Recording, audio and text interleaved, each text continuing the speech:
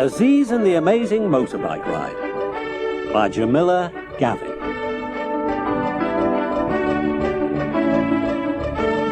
Aziz sat in his wheelchair looking out of the window. In each long day, it was the afternoons that seemed the longest part. He would wait and wait, watching for the moment when the children would explode out of school. That was the best time. But now he just gazed out of the window at other people's back gardens. He could see Mrs. Lal hanging out her saris on the washing line, Mr. Yates digging his garden, and over there was Masood, tinkering with his motorbike. Aziz loved that motorbike. He wanted to see Masood jump on the starter and hear the engine catch and turn over. He wanted to hear him open up the throttle and rev up until a great roar filled the neighborhood. He knew this made Mrs. Lal very angry because it woke her baby. She would shake her fist and hold her head. Mr. Yates did not like it much either, and he would yell at Masood and tell him to be quiet. But Aziz thought the noise of the motorbike was the greatest sound in the world. Whenever he heard it, he would push himself up in his chair until his arms were straight, as if the power of the machine could lift him out of his chair. This afternoon, Masood did not look as if he were going to take the bike out. He lay on his back with an oil can at his side, greasing the engine and cleaning the parts. When the job was done, he went back indoors to wash.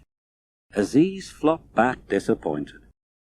The motorbike stood proudly on its stand, its chrome and paintwork gleaming in the sunlight. Suddenly, Aziz heard the kick of the starter and the roar of the engine. He looked up, but too late. The motorbike had gone. "Oh, no, I missed him," groaned Aziz. Masood must have come out so quickly. He listened to the sound of the engine as it went down the alley that ran between the gardens, but strangely enough, the sound seemed very close, right next to him. Aziz leaned forward to look out and gave a shout of excitement. There, at his window, with the engine running, stood the motorbike. "Come for a ride," said the motorbike. "I'm shiny and oiled and full of petrol." "How can I?" cried Aziz. "Since my accident, I cannot move my legs." "Just slide onto my seat," said the motorbike. "Grip my handlebars and I'll do the rest." So Aziz stretched out as far as he could and seemed to float through the window. In a second he was astride the motorbike. Masood's helmet and goggles were hanging from the handlebars. Aziz put them on and felt like a motorcycle champion. "I'm ready," he shouted. Rum, rum, rum. The motorbike roared. Aziz felt the power rush through him, and they were off. They flashed down the alley and out onto the main road. Cars and lorries whizzed past them on each side. The motorbike revved and accelerated into the traffic. Aziz leaned with the machine as it darted in and out and turned corners so sharply that Aziz thought he would brush the road with the handlebars. They joined a motorway and soon left the city far behind. As they streaked across the countryside, Aziz felt as if they were having a race with the wind. "There's a fair going on over there," cried the motorbike. "Would you like to see it?" "Oh, yes," replied Aziz excitedly. They followed the sound of music blasting out over a loudspeaker and soon found the fair in a field. People were milling about in and out of tents and stalls. Some tried their luck throwing hoops or fishing for gifts. Others tested their aim on the rifle range. Aziz and the motorbike weaved their way between the ice cream sellers and the hot dog vans. Over on the other side was the main attraction, Steve Speed, the world-famous stunt motorcyclist. They joined the crowd pressing around the enclosure. Steve Speed came racing in at about 60 miles an hour. He thundered up a ramp and jumped over 6 barrels. He did it again and jumped over 10 barrels. Everyone cheered.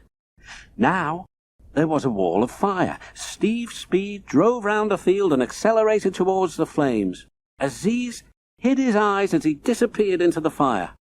But a split second later he was out the other side, waving and unharmed.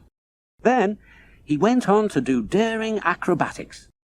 He stood on his hands, lay down as if his machine were a bed. He jumped on and off and even let the motorbike run away from him, only to leap back on again as it circled round. Aziz was thrilled. "I think it's time we showed them a trick or two," said Masood's motorbike. "Hold tight." They roared into the ring. The crowd was cheering. They flashed around the field, then suddenly tipped up onto the back wheel and circled on just one wheel. The motorbike spun like a top and bounced like a ball. Someone brought out a flaming hoop. "Put your head down," yelled the motorbike. Then it zoomed up the ramp. The crowd held its breath as the machine shot like a thunderbolt, bullseye, right through the hoop of flames. On the far side of the field was a car park. "This is our last trick," said the motorbike. "Are you still holding tight?" Aziz gripped the handlebars. The motorbike revved and revved. The pitch rose until it sounded like an aeroplane. "What are they going to do now?" asked a hushed voice from the crowd. Aziz and the motorbike held back for a moment as everything throbbed. Then they shot forward, up the ramp, and exploded like a rocket straight over the top. They flew through the air, on and on and on.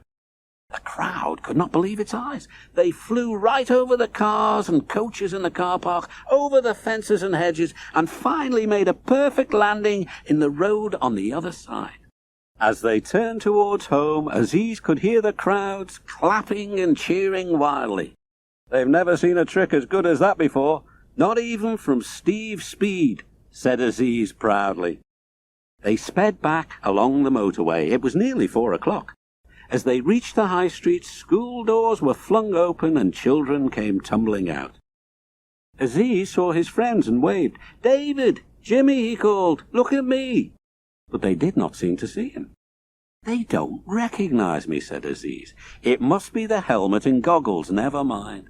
I'll tell them all about it when they come and see me." The motorbike turned down the narrow alleyway.